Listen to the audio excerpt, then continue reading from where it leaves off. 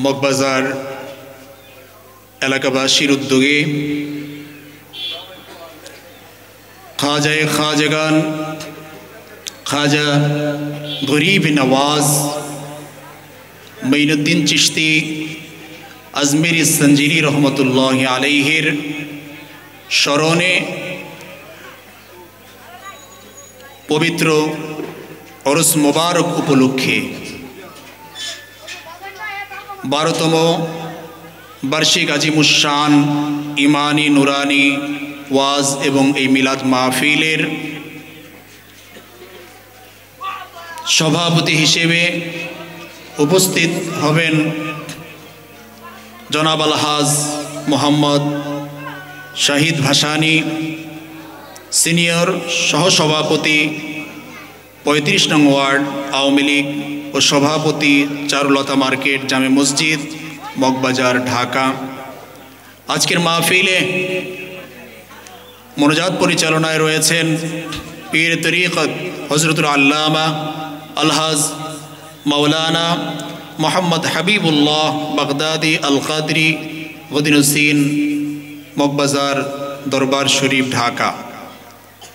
আজকের মাহফিলের প্রধান আলোচক হিসেবে আমাদের মাঝে তশরিফ আনবেন সারা বাংলার আলোড়ন সৃষ্টিকারী বক্তা সুন্নিয়তের অতন্দ্র প্রহরী বাতিলের আতঙ্ক আলহাজ হজরত মাওলানা মুফতি মোহাম্মদ হাসানুর রহমান হুসাইন নকশবন্দি মদ্দাজিলুল আলী ঢাকা।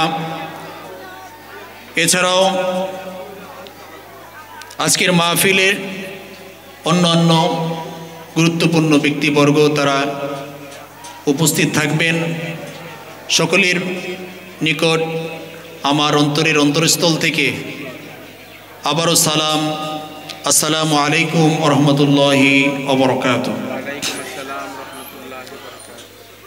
আমাদের প্রিয় লিটন ভাই, তিনি প্রতি বছর খাজা আজমেরি সঞ্জিরি রহমতুল্লাহ আলাইহির স্মরণের এই মাহফিলটি তিনি করে থাকেন। খাজা মঈনুদ্দিন চিশতি আজমেরি সঞ্জিরি রহমতুল্লাহ আলাইহিকে স্মরণ করে মানুষের সামনে তাকে তুলে ধরার উদ্দেশ্যে তিনি কেমন ওলি ছিলেন, তার কাছে আমরা কতটা ঋণী, তিনি আমাদের জন্য কত বড় একটা নেয়ামত ছিলেন, এই খাজা মঈনুদ্দিন চিশতি আজমেরি সঞ্জিরি রহমতুল্লাহ আলাইহি এই মেসেজটা সকলের মাঝে পৌঁছে দেওয়ার উদ্দেশ্যে অত্যন্ত পরিশ্রম করে প্রতি বছর তিনি মাহফিলের আঞ্জাম দিয়ে থাকেন। আল্লাহর এই মহান অলিকে স্মরণ করার মাধ্যমে নিজেদের নাজাতের একটা ওসিলা বানানোর মাধ্যম হিসেবে এই মাহফিলে তিনি পরিশ্রম করে থাকেন। আল্লাহ পাক রব্বুল আলামিন এই মাহফিলে যারা বিভিন্নভাবে সহযোগিতা দিয়ে, পরামর্শ দিয়ে, ভালোবাসা দিয়ে এই মাহফিলকে উজ্জীবিত রেখেছেন, প্রতি বছর যারা পরিশ্রম করছেন, আল্লাহ পাক রব্বুল আলামিন এই মহান খাজা মঈনুদ্দিন চিশতি আজমেরি সঞ্জিরি রহমতুল্লাহ আলাইহির উসিলায় সকলকে আল্লাহ পাক রব্বুল আলামিন জান্নাতের মাকাম দান করুন। সকলে বলি আমিন। আল্লাহর ওলিদের স্মরণ করলে এটা আমাদের নিজের লাভ। অনেকেই বলে থাকেন একজন মানুষ মারা যাওয়ার পরে সে কী বা করতে পারে, তাকে নিয়ে স্মরণ করার, তাকে নিয়ে বলার কী বা প্রয়োজন আছে। কিন্তু পৃথিবীর সমস্ত মানুষ এক সমান নয়। পৃথিবী সমস্ত মানুষকে আল্লাহ একরকম করে বানান নাই। আল্লাহ পাক রব্বুল আলামিন পবিত্র কালামুল্লাহ শরীফের 3 নম্বর পারার 1 নম্বর পৃষ্ঠার 1ম লাইনের মধ্যে আল্লাহ বলেন, তিলকার রসুল ফাদ্দালনা বা'দাহুম আলা বা'দ। আপনি আর আমি ভাবছি সকল মানুষ, আমরা তো মানুষই, সবাই আল্লাহর বান্দা, একজন আরেকজনকে নিয়ে স্মরণ করার, মাহফিল করার কি দরকার? অথচ আল্লাহর যে পয়গম্বর, আল্লাহর নবীগণ, আসমানের নিচে আল্লাহর বান্দাদের মধ্যে সবচেয়ে সম্মানের, আজমতের মানুষ হচ্ছেন আল্লাহর পয়গম্বর, আল্লাহর নবীরা। কথা বলুন ঠিক কিনা? আওয়াজ দিতে হবে। আসমানের নিচে আল্লাহ যত মানুষ তৈরি করেছেন তাদের মধ্যে সবচেয়ে সম্মানিত কারা? নবীরা। কারা? নবীরা হচ্ছে সবচেয়ে সম্মানিত। আমরা মানুষ তো পরের কথা, মানুষের মধ্যে সবচেয়ে সম্মানিত পজিশনের নাম হচ্ছে নবী। নবীরা আল্লাহর বান্দাদের মধ্যে সবচেয়ে উঁচু মাকামের। সেই নবীদেরকে নিয়ে আল্লাহ বলেন, আমরা সাধারণ মানুষ এবং নবী। অনেকে মনে করে নবী আমাদের মতো, রক্তে মাংসে আমাদের মতোই তো মানুষ, তিনি খাইতেন, ঘুমাইতেন, চলতেন, বিবাহ শাদী করছেন, বাজার করেছেন। এইভাবে তারা মিলিয়ে নবী এবং আমাদের মতো মানুষকে একরকম বানাতে চায়। অথচ আল্লাহ পাক আমাদের মতো নবীরা হবে তো দূরের কথা। আল্লাহ বলেন, তিলকার রসুল ফাদ্দালনা বা'দহুম আলা বা'দ। তোমরা আর নবীরা একরকম হওয়ার চিন্তা করো, আর আমি আল্লাহ বলছি নবীদের মধ্যে যত রসুল আমি তৈরি করেছি, 1,24,000 নবী রসুল যে আমি তৈরি করেছি, আমি আল্লাহ এই 1,24,000 নবী রসুল সবাই একরকম না। সুবহানাল্লাহ বলেন। নবীদের মধ্যে সবাই একরকম নয়। মানুষের সাথে নবীদের তুলনা করো তোমরা। তোমরা সাধারণ উম্মত হয়ে তোমরা রসুলের সাথে তুলনা করো। আমার আল্লাহ পাক রব্বুল আলামিন তিনি কালামে মাজিদের মধ্যে বলেন, তোমরা রসুলের সাথে মিলতে চাও, আমার হাবিবুল্লাহকে নিজের মতো বানাইতে চাও। তোমরা বলো নবী নবী করে লাভ কি হবে? নবীর স্মরণ করে কি ফায়দা হবে? এমনও বেয়াদব পাওয়া যায় যারা বলে বেড়ায় হাসরের ময়দানে মিজানের পাল্লার সামনে আমার নবী নাকি নিজের আমল নামার দিকে, নিজের মিজানের পাল্লার দিকে আমার নবী নাকি ফেল ফেল করে তাকিয়ে থাকবে। নাউজুবিল্লাহ বলেন। আমার আল্লাহ বলে, নবী তোমাদের মতো হবে তো দূরের কথা, আমি আল্লাহ পবিত্র কালামের মধ্যে বলে গেলাম।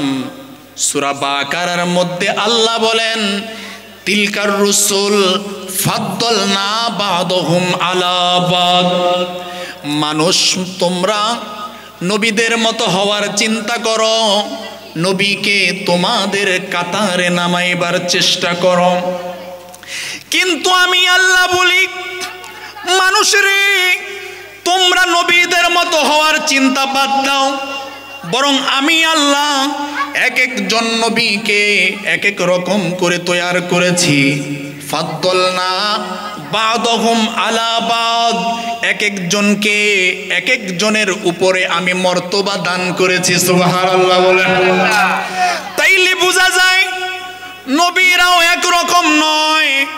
আল্লাহ পবিত্র কালামের মধ্যে 3 নম্বর পারার 19 নম্বর পৃষ্ঠার 81 নম্বর আয়াতে ঘোষণা করে বলেন, হাবিব ওয়াইজ আখাযাল্লাহু মিসাকান নাবিয়িনা লামা আতাইতুকুম মিন কিতাবি ওয়া হিকমা। হে আমার বন্ধু, আপনি স্মরণ করিয়ে দিন ওই মানুষগুলিকে সেই দিনের কথা যেই দিন আমি আল্লাহ আপনি নবীর সৌজন্যে আপনার উদ্দেশ্যে সকল নবীদেরকে একত্রিত করেছিলাম। সুবহানাল্লাহ বলেন। ইয়া রাসূলুল্লাহ, আমি আদম সুফিউল্লাহ থেকে ঈসা রুহুল্লাহ পর্যন্ত সমস্ত নবীদেরকে এক জায়গার মধ্যে ডেকেছিলাম। ডাকার পরে আমি সমস্ত নবীদের কাছ থেকে একটা অঙ্গীকার নিয়ে বলেছিলাম, লামা আতাইতুকুম, আমি তোমাদেরকে দান করব, লামা আতাইতুকুম মিন কিতাব, আমি তোমাদেরকে কিতাবওয়ালা বানাইব, লামা আতাইতুকুম মিন কিতাব ওয়া হিকমা, আমি তোমাদেরকে জ্ঞানওয়ালা বানাইব, লামা আতাইতুকুম মিন কিতাবি ওয়া হিকমা সুম্মা জাআকুম রাসূলুম মুসাদ্দিকুল লিমা মাআকুম, আমার রসুল যদি তোমাদের কাছে যায় তাইলে আমার রসুলের উপর লাতুমিনুন্না বিহি, তোমরা নবুয়তি ছেড়ে দিয়ে আমার রসুলের খেদমতে রসুলের কাছে ঈমান এনে তার উম্মত হয়ে যেতে হবে। সুবহানাল্লাহ বলেন। আল্লাহ ডেকে বললেন, হাবিব, এরা আপনার সাথে মিশতে চায়, এরা আপনার বরাবর হতে চায়, এদেরকে জানিয়ে দিন এরা আপনার সাথে কিভাবে মিশবে। বরং আমি আপনার শান এমন বানিয়েছি, আমি আপনার আজমতকে এমন উঁচুতে রেখে দিয়েছি। আল্লাহ পবিত্র কোরআনের সূরা আলাম নাশরার মধ্যে বলেন, ওরফানা লাকা যিকরাক, বলুন সুবহানাল্লাহ। ইয়া রাসূলুল্লাহ, ইয়া হাবিবাল্লাহ, বলো ইয়া রাসূলুল্লাহ, ইয়া হাবিবাল্লাহ, বলো ইয়া রাসূলুল্লাহ, ইয়া হাবিবাল্লাহ। রসুল মোরা তোমায় না চিনিলে তোমার কি আসে যায়, মোরা তোমায় না ডাকিলে তোমার কি আসে যায়, দোনো জাহান তোমারি, দোনো জাহান তোমারি, নূর চরণে লুটাই, ইয়া রাসূলুল্লাহ, ইয়া হাবিবাল্লাহ, বলো না ইয়া রাসূলুল্লাহ, ও বলো ইয়া রাসূলুল্লাহ, বলো ইয়া রাসূলুল্লাহ, ইয়া হাবিবাল্লাহ। বন্ধুরা আমার, আল্লাহ পাক রব্বুল আলামিন বলেন, হাবিব, নবীদেরকে বলেছি তোমাদেরকে নবুয়তি দান করব, যদি তোমরা আমার হাবিবুল্লাহকে মেনে নাও তাইলে আমি তোমাদেরকে নবুয়তি দান করব। তাইলে বোঝা যায় আমার নবীর নবুয়তি মেনে নিয়ে সমস্ত নবী পয়গম্বর নবী হয়েছে। কথা বলুন ঠিক কিনা? নবুয়তি মেনে নেওয়ার কারণে অন্য নবীরা নবী হয়, ওই নবীর মতো আপনি আর আমি কিভাবে হতে পারি বাবা? নবীর গোলাম হওয়ার যার যোগ্যতা নাই, নবীর প্রেমিক হওয়ার যার যোগ্যতা নাই, সেই মানুষগুলি নবীর মতো দাবি করে কেমনে?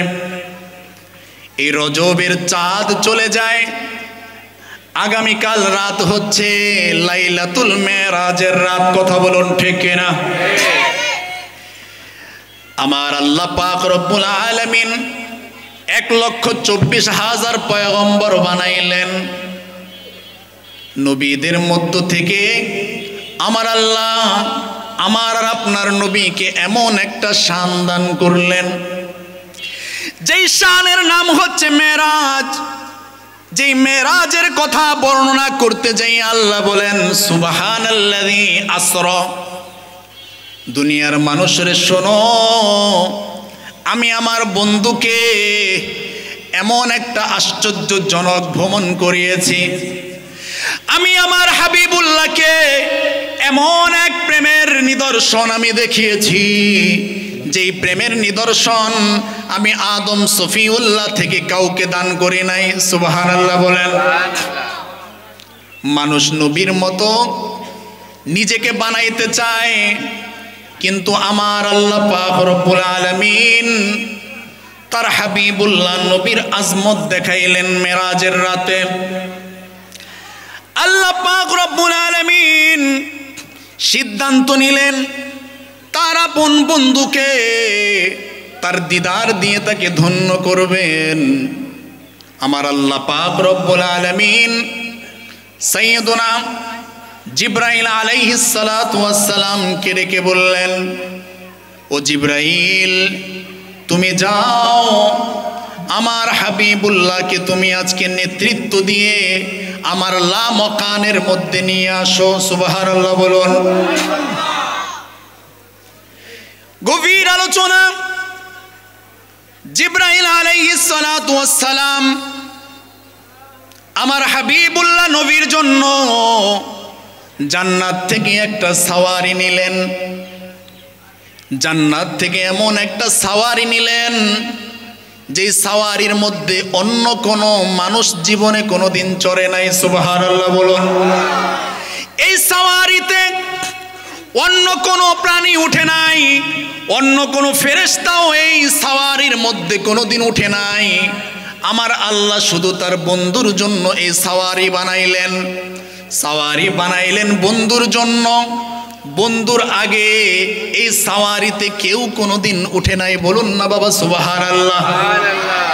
আমার নবীকে আমার আল্লাহ কেমন ভালোবাসেন, আমার নবীকে আমার আল্লাহ কেমন আজমত দান করলেন। আপনি আর আমি যারা নবীকে আমার আপনার মতো মনে করছি, তারা একটু মেরাজ থেকে শিক্ষা নিয়ে নেই। আল্লাহ এক বুরাক বানাইলেন। এই বুরাক আমার আল্লাহ নবীর জন্য স্পেশালি বানাইলেন।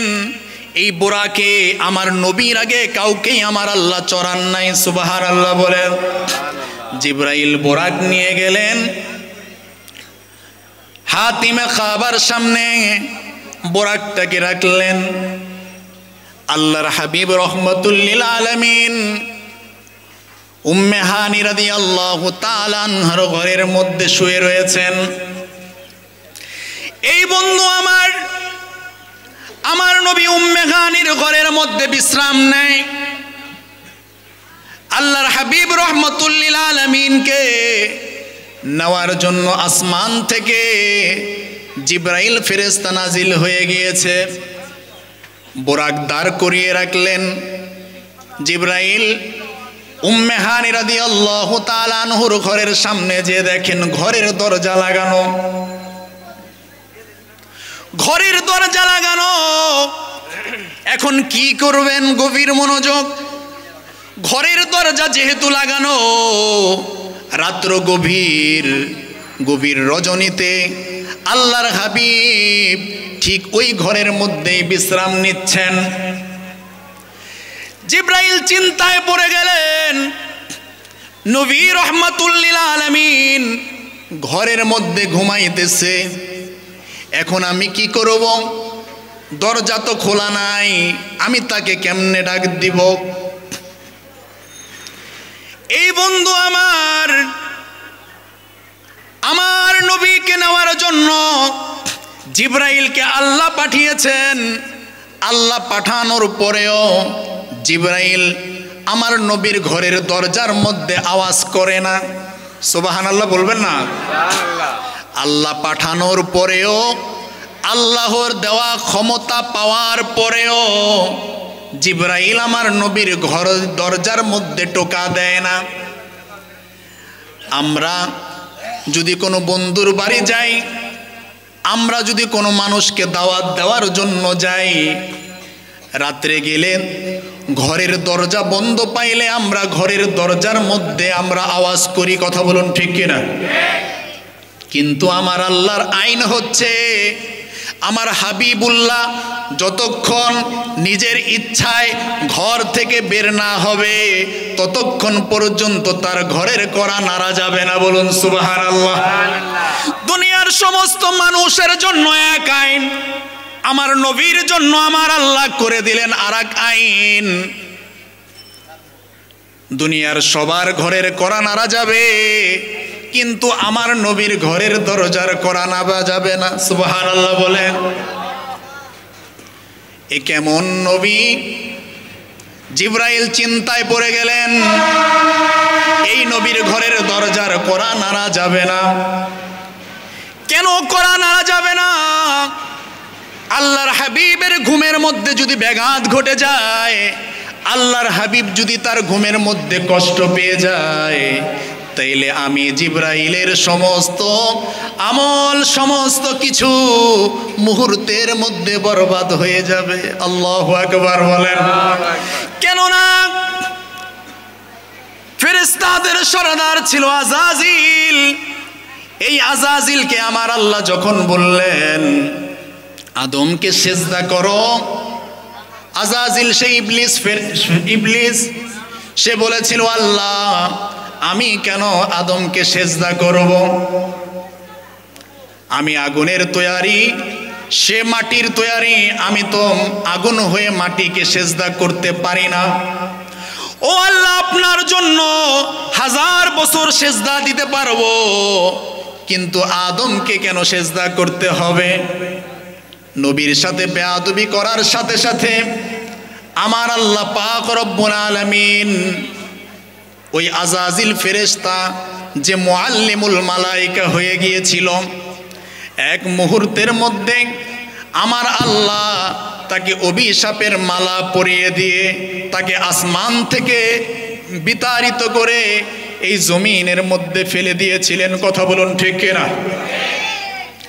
জিবরাইল চিন্তায় পড়ে গেল, এই নবীর ঘুমের মধ্যে যদি ব্যাঘাত ঘটে যায়, যদি আমার আমলও বরবাদ হয়ে যায়, যদি আমার পরিণতিও খারাপ হয়ে যায়, আজকে উম্মত নবীর আদব বুঝে না, জিবরাইল আমার নবীকে কেমনে আদব করে? সুবহানাল্লাহ বলেন।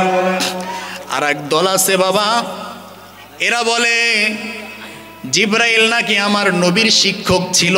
নাউজুবিল্লাহ বলেন। আর একদল বেয়াদব আছে, জিবরাইলকে নবীর শিক্ষক বলে, অথচ জিবরাইল ছিল আমার নবীর খাদেম। সুবহানাল্লাহ বলেন। জিবরাইল আমার নবীর খাদেম ছিলেন, জিবরাইল আমার নবীর শিক্ষক নয় রে বাবা। এই দুনিয়ার জমিনের মধ্যে আমার আল্লাহ পাক রব্বুল আলামিন আমার নবীর চেয়ে বড় কাউকে বানান নাই। কথা বলুন ঠিক কিনা? এই দুনিয়ার মধ্যে আমার আল্লাহ পাক রব্বুল আলামিন আমার হাবিবুল্লাহ নবীর মতো শান শওকতওয়ালা কাউকে বানান নাই। কথা বলুন ঠিক কিনা? এই জন্য আলা হযরত ইমামে আহমদ রেজা ফাজিল বেরলভী তার কাসিদার মধ্যে বলেন, খলক সে আউলিয়া, আউলিয়া সে রসুল, और रसूलों से आला हमारा नबी, सबसे औला आला हमारा नबी, सबसे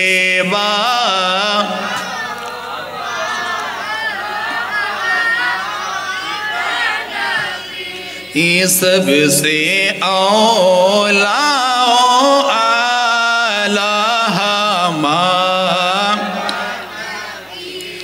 सबसे बाला आला आसमां नागी पर सब नबी अर्श आज़म पे पोछा हमारा नबी, सबसे औला आला हमारा नबी, सबसे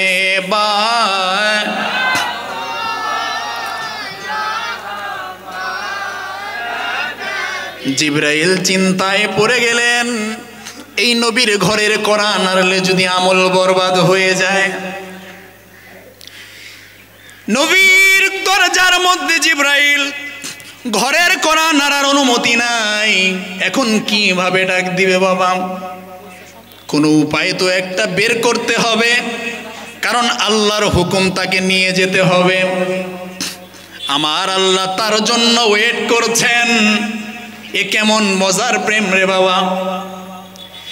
এই দুনিয়ার মধ্যে আমার আল্লাহ কারো জন্য ওয়েট করেন না, কিন্তু তার বন্ধুর জন্য তিনি দিদারের জন্য ওয়েট করছেন। সুবহানাল্লাহ বলেন।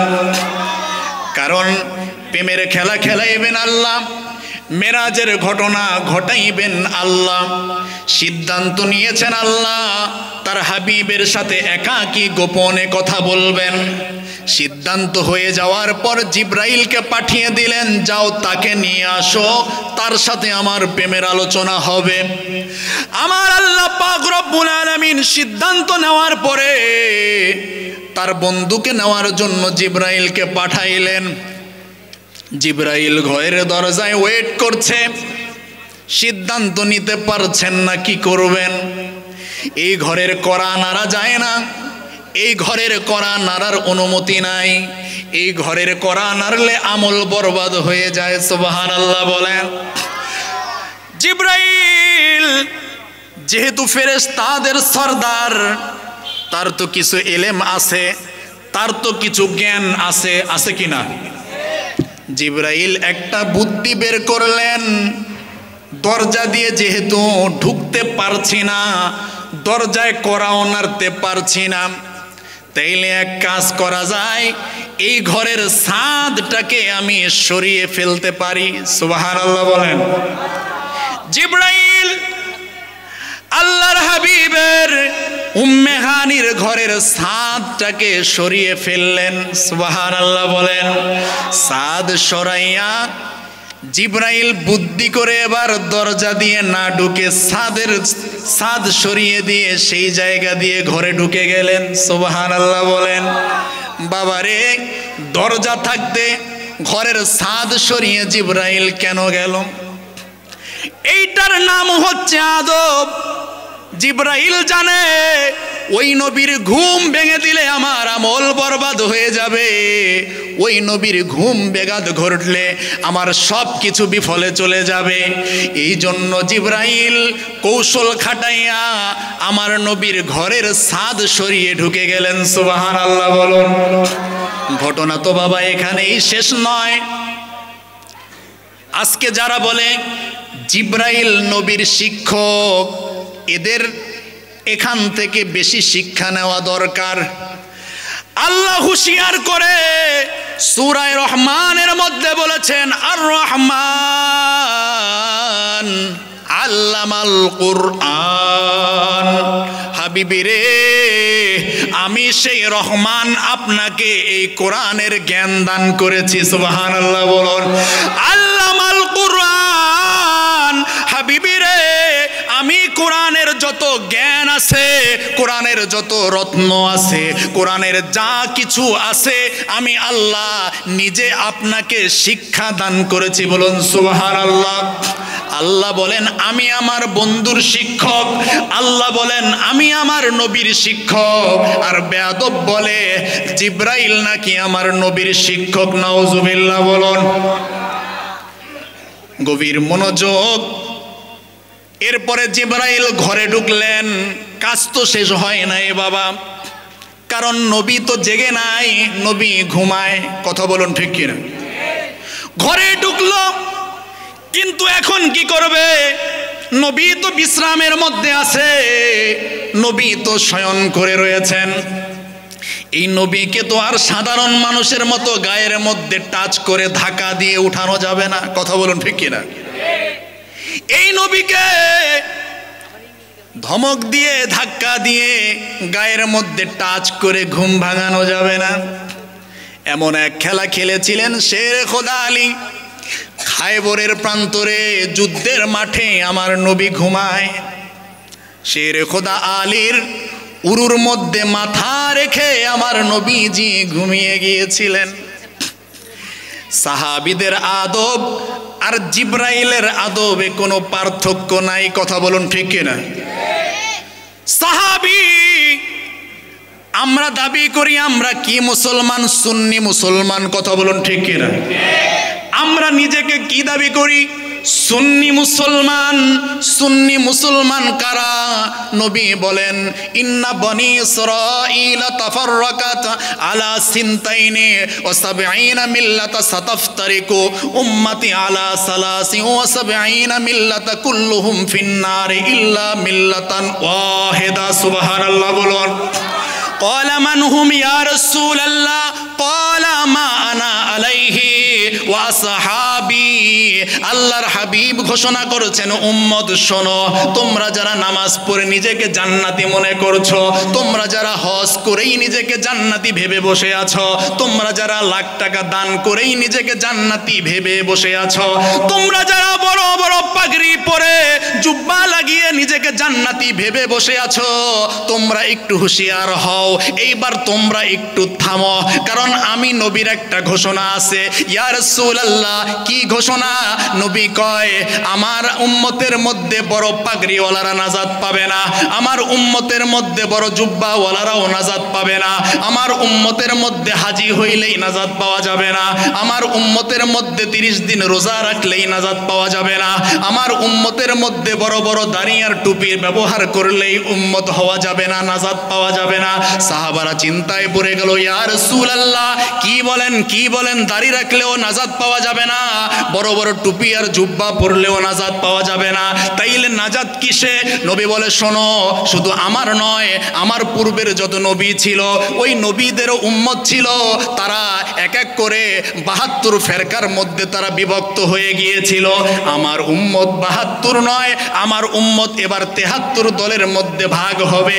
কেউ বলবে এইটা জায়েজ, আরেক দল বলবে এইটা বেদাত, এক দল বলবে এইটা জায়েজ, আরেক দল বলবে এইটা শিরক, এক দল বলবে এটা জায়েজ, আরেক দল বলবে এটা বেদাত।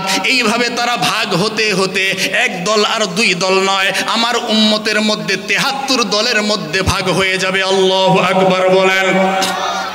উম্মত ভাগ হয়ে যাবে, এই কথা আমার নবী জানে কি জানে না? আমার নবী জানে কি জানে না? তাইলে যারা বলল নবী জানে না, তারা কি আমার নবীকে ছোট করলো না বড় করলো?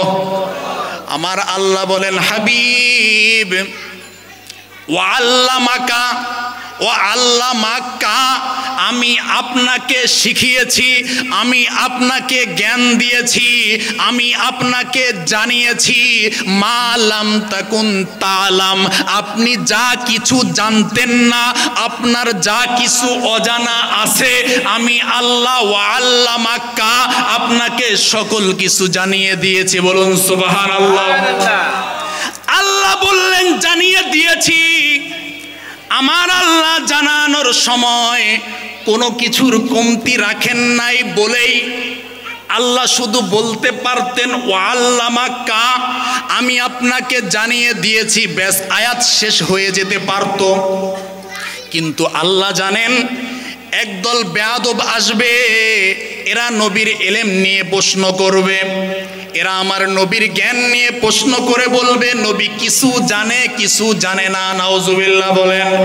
একদল বেয়াদব বের হবে, এরা বলবে নবী হয়তো কিছু পরিমাণ জানে আবার কিছু জানে না। একদল বেয়াদব বের হবে যারা বলবে নবী সব কিছু জানেন না। এই জন্য আমার আল্লাহ বলেন হাবিবিরে, আমি আল্লাহ সিল মেরে দিলাম কোরআনের মধ্যে, ওই বেয়াদবদের জিহ্বা কেটে দিলাম। আমি আল্লাহ বলে দিলাম ওয়াল্লামাকা, আমি আপনাকে জানিয়েছি। কেমন জানিয়েছি? মালাম তাকুন তালাম, আপনার যা কিছু অজানা ছিল সমস্ত কিছুই আমি আল্লাহ জানিয়ে দিয়েছি। সুবহানাল্লাহ বলেন।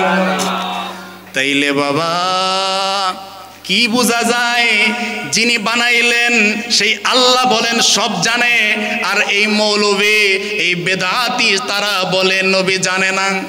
তাইলে কারটা মানবো? আল্লাহরটা মানবেন না বান্দারটা মানবেন? আমরা মানবো কারটা? আমার নবী বলেন ইন্নাল্লাহা রাফা'a লিয়াদ দুনিয়া আমার নবী বলেন, ইমাম যাহাবী তার কিতাবের নাম সিয়ারু আলামিন নুবালা, ইমাম যাহাবী তার সিয়ারু আলামান নুবালার মধ্যে বয়ান করেন, ইন্নাল্লাহা রাফা লিয়াদ দুনিয়া, নিশ্চয়ই আমার আল্লাহ পাক রব্বুল আলামিন এই দুনিয়াটাকে রাফা লিয়াদ দুনিয়া, এই দুনিয়াটাকে আমার আল্লাহ আমার সামনে তুলে মেলে ধরেছেন। সুবহানাল্লাহ বলেন। কে বলে? নবী বলে। কে বলে?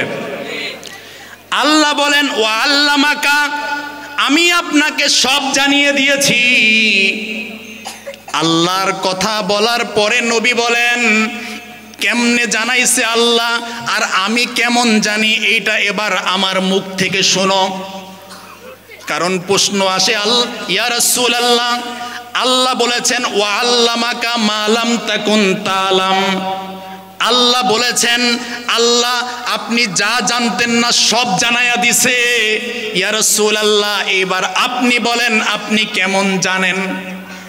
এইবার ইমাম যাহাবী ওই হাদিস নকল করে তার কিতাব সিয়ারু আলামিন নুবালার মধ্যে লিখতেছেন, নবী একদিন সাহাবীদেরকে বলেন, আমি কেমন জানি এইটা তোমরা জানতে চাও, তাইলে শোনো, ইন্নাল্লাহা রাফা লিয়াদ দুনিয়া, এই দুনিয়াটাকে আমার আল্লাহ আমার সামনে উন্মোচন করে রেখেছেন। সুবহানাল্লাহ বলো। উন্মোচন করে রাখার পরে নবী বলেন, ফাআনা আনজুরু ইলাইহা, ফাআনা আনজুরু ইলাইহা। বাবারে, আরবি গ্রামারের ক্লাস যারা করছেন, নাহু সরফ যারা পড়েছেন, নাহুর জ্ঞান যাদের মধ্যে আছে, তারা জানেন কোন বাক্যের পরে কখন ফা আসে, তারা জানেন কোন বাক্যের পরে সুম্মা আসে। সুম্মা শব্দ ব্যবহার হয় দুইটা বাক্য, একটা কাজের পরে আর একটা কাজ যখন দেরিতে করা হয়, তারপরে একটা কাজের পরে আর একটা কাজ যদি দেরিতে করা হয়, সেই কাজের আগে সুম্মা ব্যবহার হয়। যদিও আপনারা আরবি গ্রামার বুঝবেন না, তবুও বাবা বুঝার জন্য বলতে হয়, একটা কাজের পরে আরও একটা কাজ, এই দুই কাজের মধ্যে যদি ব্যবধান থাকে, সময়ের ব্যবধান, যেমন জোহরের নামাজের পরে কোন নামাজ? আসরের নামাজ, একটা ব্যবধান আছে 2-3 ঘন্টার, আছে কিনা? জোহরের নামাজের পর আসরের নামাজ একটা ব্যবধান আছে কিনা বাবা? তাইলে যেই কাজের মাঝখানে একটা সময়ের ব্যবধান থাকে, এই কাজের আগে সুম্মা আসে। কি আসে? সুম্মা শব্দের বাংলা অতঃপর, তারপর। বুঝাইতে পারছি? সুম্মা শব্দের অর্থ হচ্ছে অতঃপর, তারপর। আমার বাবারা গভীর মনোযোগ, আরো একটা গ্রামারের ল হচ্ছে, আইন হচ্ছে, একটা কাজের পরে আরো একটা কাজ, কিন্তু দুই কাজের মাঝখানে কোনো ব্যবধান নাই। কি নাই? ব্যবধান নাই। এক কাজের পরে আর এক কাজ, যেমন খাওয়ার পরে হাত ধোয়া, খাওয়া একটা কাজ, হাত ধোয়া আর একটা কাজ। কথা বলুন ঠিক কিনা? খাইলাম, খাওয়ার 3 ঘন্টা পরে কি কেউ হাত ধোয় নাকি সাথে সাথেই ধোয়? কাজ দুইটা, কিন্তু দুই কাজের মাঝে কোনো ব্যবধান নাই। আসেনি? কোনো সময়ের ব্যবধান নাই। তাইলে বোঝা যায় আপনারাও কিছু না কিছু জ্ঞান রাখেন, যেহেতু তারা আমাদেরকে ধোঁকা দিবে, এই ধোঁকা যাতে না দিতে পারে, তাই ছোট্ট একটা গ্রামারের ক্লাস হয়ে গেল। ভালো লাগছে না? গভীর মনোযোগ। যেই কাজের মাঝখানে কোনো ব্যবধান থাকে না, ওই কাজের আগে ফা বসে। কি বসে? ফা বসে। আর যেই কাজের আগে ব্যবধান আছে, সময়ের ব্যবধান, তার আগে সুম্মা শব্দ বসে। নবী বলেন, উম্মত শোনো, ইন্নাল্লাহা রাফা লিয়াদ দুনিয়া, এই দুনিয়াটাকে আমার আল্লাহ আমার সামনে মেলে ধরেছেন। মেলে ধরাটা একটা কাজ। মেলে ধরাটা কি? এই কাজটা করেছেন কে? আল্লাহ। নবী বলেন আল্লাহ যেই কাজটা করলেন কাজটা হচ্ছে দুনিয়াটাকে মেলে ধরা। এরপরে নবী বলেন এইবার আমার কাজ শুরু। কি কাজ? নবী বলেন ফাআনজুরু ফাআনজুরু। ফা আসছে কিনা? ফা আসছে কিনা? ফাআনজুরু। নবী বলেন আল্লাহ মেলে ধরলেন আর আমি দেখতে শুরু করে দিলাম। সুবহানাল্লাহ। আরে বাবা জোরে বলেন না সুবহানাল্লাহ। তাইলে নবীর জানতে বাকি আছে নাকি জেনে গিয়েছে? আল্লাহ যেই মাত্র মেলে ধরলেন, আল্লাহর মেলে ধরতে শেষ হলো, আমার নবী বলেন ফাআনা আনজুরু, আমারও আর দেখতে দেরি হইল না। সুবহানাল্লাহ। তাইলে নবী কি জানেন কি জানেন না? কেমন জানেন? নবী বলেন ফাআনা আনজুরু ইলাইহা, আমি দেখতে লাগলাম।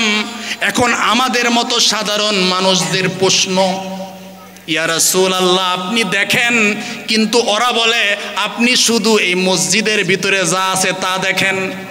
বলে কি না যে নবীজির সামনে থাকলে দেখেন, কিন্তু বাংলাদেশের এই মগবাজারের বাজারের ছাদে আজকে যারা মাহফিল করছে এদেরকে নবী দেখে না। এরকম বলতে পারে কি না? এরকম বলার মানুষ আছে তো সমাজে, আছে না? এরা বলে সামনে থাকলে দেখে, দূরে থাকলে আড়ালে থাকলে দেখে না। এবার নবী বলেন ও বেয়াদবেরা শোনো, শুধু সামনে নয়, সামনে নয়, ফানা আনজুরু ইলাইহা ইলা ইয়াউমিল কিয়ামা। সুবহানাল্লাহ বলো।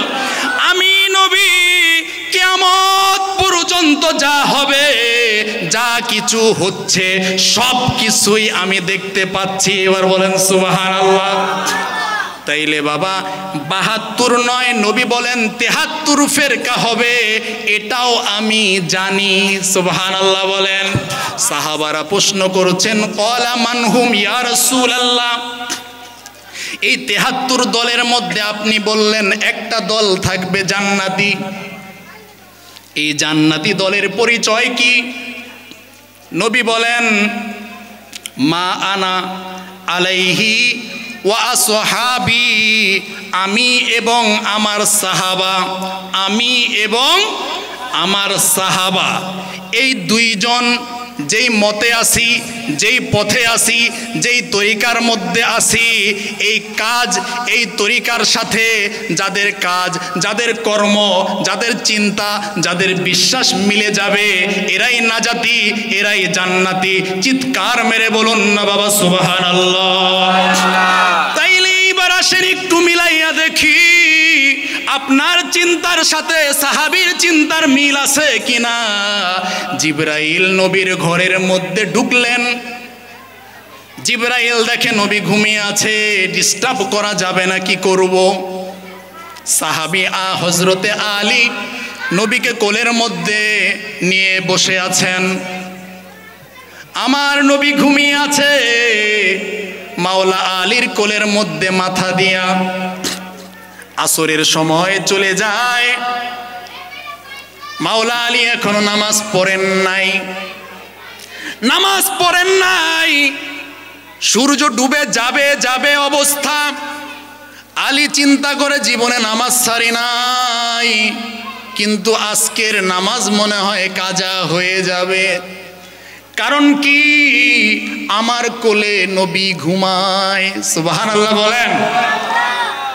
আলী প্রমাণ করে নামাজ বড় না নবী বড়? তোমরা আমার দিকে তাকাইয়া দেখো, আমি আলী নামাজ সময় চলে যায় তবুও নবীর ঘুম ভাঙাই না, কারণ আমার আকীদা নবী বড়। সুবহানাল্লাহ বলেন। আমার আকীদা হচ্ছে নামাজ নয়, নামাজের কারণে নবী পাই নাই, বরং নবীর কারণেই নামাজ পেয়েছি। কথা বলুন ঠিক কিনা?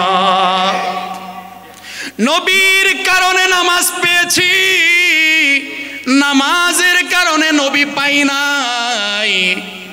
যদি এই নবীর ঘুম ভাঙায়া নামাজ পড়ি, যদি আল্লাহ জিজ্ঞেস করে বসে আমার বন্ধুর আরাম নষ্ট করে কেমনে নামাজ পড়লাম, এই ভয়ে আমি নবীকে ডাকি না। আলী চোখের পানি ছেড়ে দিয়ে কান্না শুরু করে দিলেন। বন্ধুরে আমার গভীর মনোযোগ, ওইদিকে জিবরাইলও চিন্তায় পড়ে গেলেন। তাইলে বোঝা যায় জিবরাইল ও নবীর প্রেমের পাগল, মাওলা আলীও নবীর প্রেমের পাগল। কথা বলুন ঠিক কিনা? জিবরাইল চিন্তা করছেন, নবীর ঘরের মধ্যে ঢুকলাম ছাদ দিয়া, কিন্তু এখন কি করব, নবী তো ঘুমিয়ে আছে। গায়ের মধ্যে ধাক্কা দিয়ে নবীর ঘুম ভাঙা যাবে না, বেয়াদবি হয়ে যাবে। এইবার জিবরাইল তার সমস্ত জ্ঞান খাটিয়ে ঘরের দরজা দিয়ে না ঢুকেছিলেন কোন জায়গা দিয়ে? ছাদ দিয়ে। তার একটু জ্ঞান যেটা আছে এটাকে ঘরের বাহিরে খাটিয়েছিলেন। ওই বুদ্ধি খাটিয়ে জ্ঞান খাটিয়ে তিনি বড়জোর ঘরে ঢুকলেন, কিন্তু ঘরে ঢুকার পরে আর এলেম কাজ করে না। এখন করবেন কি? এখন তো নবী ঘুমাচ্ছে, এখন কি করবেন? এখন তো গায়ে হাত দিয়ে দাগ দেওয়া যাবে না। জিবরাইল সিলিন্ডার হইয়া আল্লাহর দরবারে হাত পেতে বলেন, ও রব, আমার জ্ঞান শেষ, এইবার তুমি সাহায্য করো, তোমার নবী ঘুমায়, আমি কি করব? সুবহানাল্লাহ বলেন। তারপরেও বেয়াদবি করে না, সে নিজে সারেন্ডার করেছে, আল্লাহর সাহায্য নিয়েছে, কিন্তু নবীর সাথে বেয়াদবি করে নাই। আর আজকের মৌলবীরা, এই মিয়া উঠেন, আল্লাহ ডাকছে, বলতো কিনা? আরে ভাই আপনি উঠেন, আল্লাহ ডাকছে, আল্লাহ আপনাকে যেতে বলেছে, তাড়াতাড়ি উঠেন, এরকম করতো কিনা? কিন্তু জিবরাইল শিখাইয়া দেয়, আল্লাহ ডাকছে ঠিক আছে, কিন্তু এই নবীর একটা আদব আছে, এই নবীকে আল্লাহর ভালোবাসা দিয়ে ডাকতে হবে, আল্লাহর ভালোবাসা দিয়ে তাকে স্মরণ করতে হবে, মোহাব্বত দিয়ে তাকে ডাকতে হবে। এলোমেলো ভাবে ডাকতে পারবা কিন্তু সাড়া পাইবা না, বরং আমল বরবাদ হয়ে যাবে। সুবহানাল্লাহ বলেন। আমার আল্লাহ বলেন, জিবরাইল তুমি এখানে সারেন্ডার করলা, ঠিক আছে, যাও, তুমি আমার হাবিবুল্লাহ কদমের কাছে চলে যাও। সুবহানাল্লাহ বলেন। আমার হাবিবুল্লাহর কদম মোবারকের মধ্যে তোমার জিহ্বাটা লাগাইয়া দাও। সুবহানাল্লাহ বলেন। এই মৌলবীরা এতক্ষণ যারা বলেছিলাম জিবরাইল নবীর শিক্ষক, তোমাদেরকে আমি তালাশ করছি, শিক্ষক কি কোনোদিন ছাত্রের পায়ের মধ্যে জিহ্বা লাগায়নি? শিক্ষক বড় না ছাত্র বড়? জিবরাইল যদি শিক্ষক হয় তাইলে কি আইন বলে, মেধা বলে, বিবেক বলে যে ছাত্রের পায়ের মধ্যে জিহ্বা লাগাবে? আপনাদের বিবেক বলে? আল্লাহ বুঝাইলেন দুনিয়ার মানুষ, তোমরা যারা জিবরাইলকে আমার হাবিবের ওস্তাদ বানাইয়া ফেলছো, যদিও আমি আল্লাহ বানাই নাই, তোমরা নবীরে খাটো করার জন্য, তোমরা নবীরে ছোট করার জন্য জিবরাইলকে নবীর শিক্ষক বানিয়ে দিয়েছো। আমি মেরাজের রাতে এবার প্রমাণ করে দিলাম, আমার বন্ধুর শিক্ষক কখনোই জিবরাইল হতে পারে না। সুবহানাল্লাহ বলেন। জিবরাইল আমার নবীর কদমের তলায় জিহ্বা লাগাইয়া দিয়া নবীর খাদেম হয়ে গেলেন। বলুন সুবহানাল্লাহ। কদমের মধ্যে জিহ্বা লাগায় আমার নবী শীতলতায় তার চোখ খুলে তাকিয়ে বলে, ভাই জিবরাইল আপনি কেন এসেছেন, কখন এসেছেন? সুবহানাল্লাহ বলেন। ইয়া রাসূলুল্লাহ আমি এমনিতেই আসি নাই, আমাকে আমার আল্লাহ পাক রব্বুল আলামিন পাঠিয়েছেন। সুবহানাল্লাহ বলেন। জিবরাইল আল্লাহর হাবিবকে আরজি জ্বালাইলেন, ইয়া রাসূলুল্লাহ, আমার আল্লাহ পাক রব্বুল আলামিন আপনার খেদমতের জন্য আজকে আমি জিবরাইলকে কবুল করেছেন। সুবহানাল্লাহ বলেন। আর একটু নজর লাগাও বাবা, যারা আমার নবীকে জিবরাইলের শিক্ষক বানিয়ে ভেবে আছো, এই মেরাজের মধ্যে আমার আল্লাহ পাক রব্বুল আলামিন তার নবীকে নেওয়ার জন্য আল্লাহর তাবৎ যত ফেরেশতা আমার আল্লাহর রয়েছে, এই জমিনে আসমানে আল্লাহর সৃষ্টির মধ্যে সবচেয়ে বেশি পরিমাণের যা রয়েছে তা হচ্ছে ফেরেশতা। কি?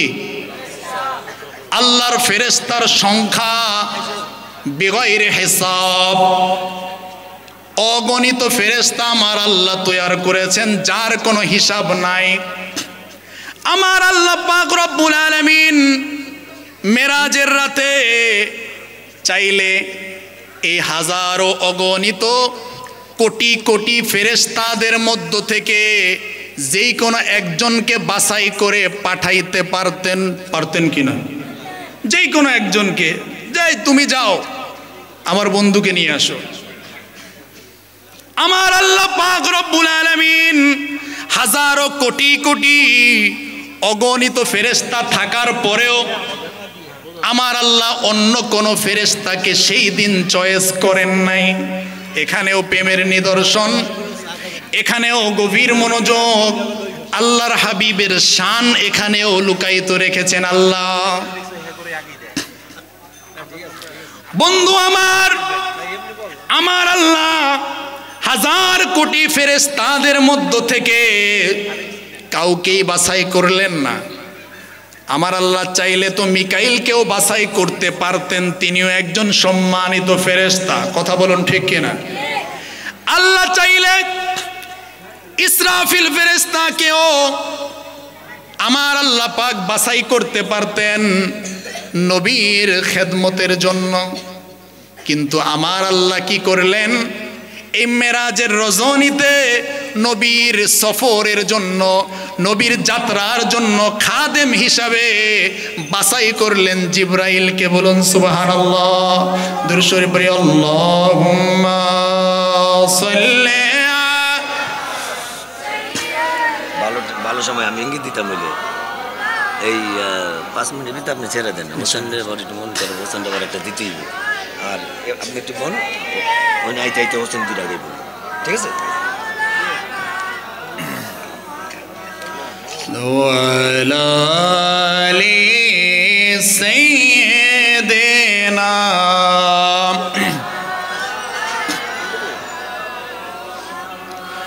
নবী নবী করে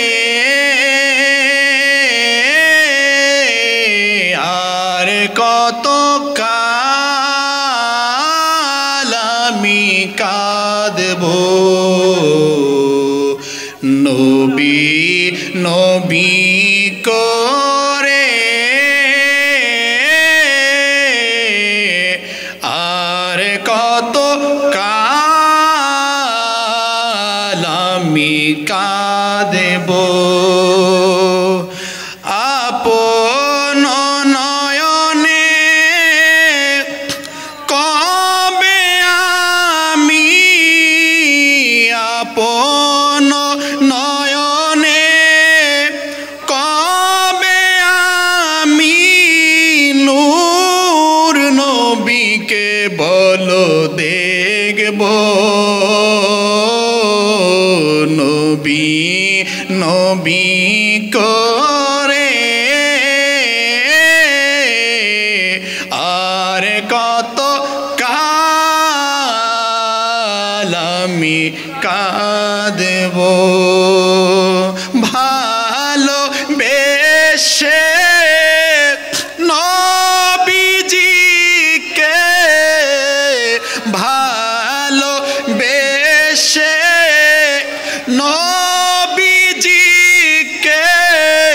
হৃদয় মাঝে রাখব, নবী নবী করে আর কত কাল আমি থাকিব। গভীর মনোযোগ। জিবরাইল কে আমার আল্লাহ বাছাই করলেন নবীর খেদমতের জন্য। কেন বাছাই করলেন এটা বলেই বাবা শেষ করতে চাইব। মেরাজের আলোচনা শুধু আমি নয়, মেরাজের শান দুনিয়ার কেউ কোনোদিন বলে শেষ করতে পারবে না। কথা বলুন ঠিক কিনা? জিবরাইলকে বাছাই করার কারণ কি? ওই বেয়াদবদের কপালের মধ্যে জুতা মারা, যারা বলে জিবরাইল আমার নবীর শিক্ষক। আমার আল্লাহ মেরাজে দেখাইলেন শিক্ষক কখনোই খাদেম হতে পারে না। কথা বলুন ঠিক কিনা? আরো বুঝাইলেন, আরে মানব জাতি তো দূরের কথা, জিন জাতি তো আরো পরের কথা। ফেরেশতারা পর্যন্ত আমার নবীর শানের ধারে কাছে কোথাও কোনোদিন যেতে পারে না। এই কথা বলুন ঠিক কিনা?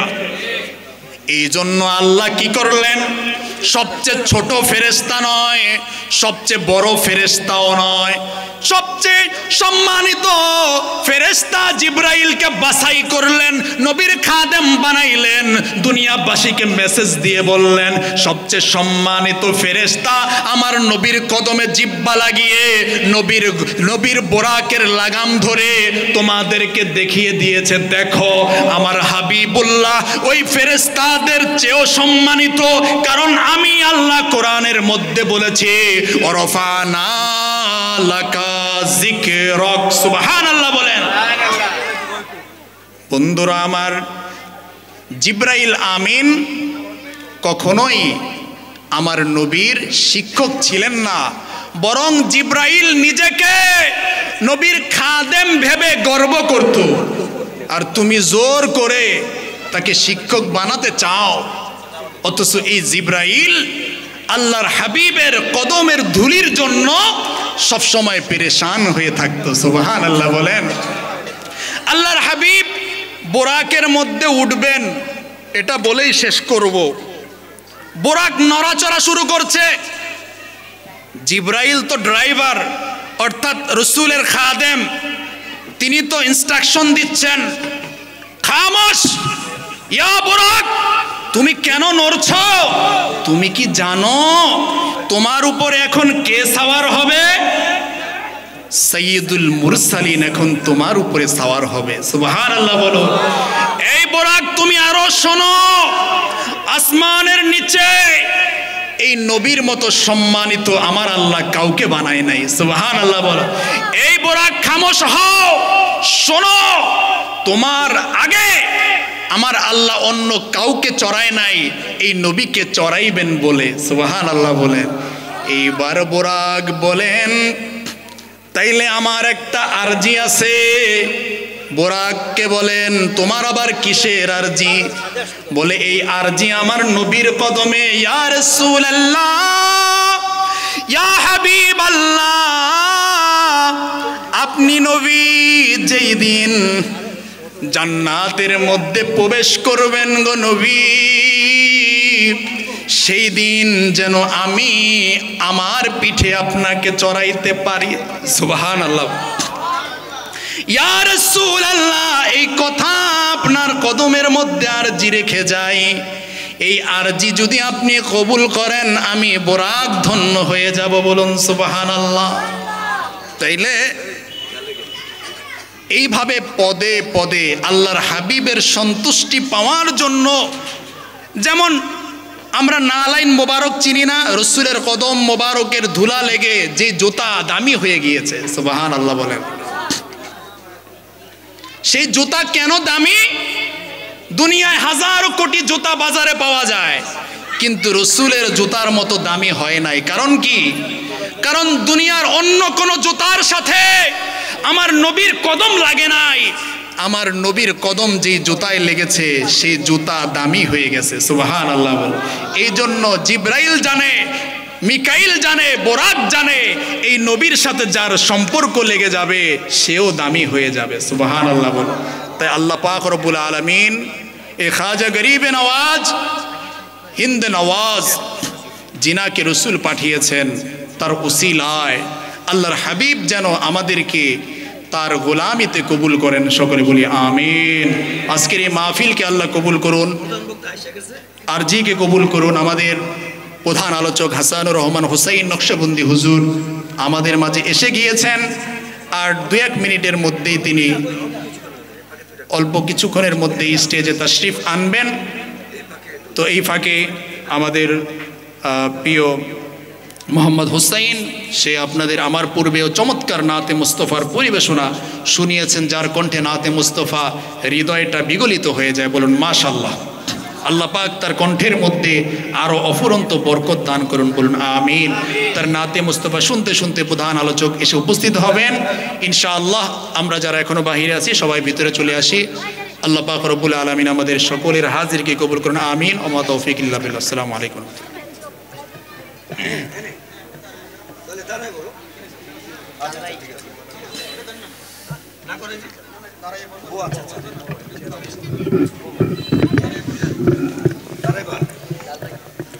দাঁড়াই বলবো না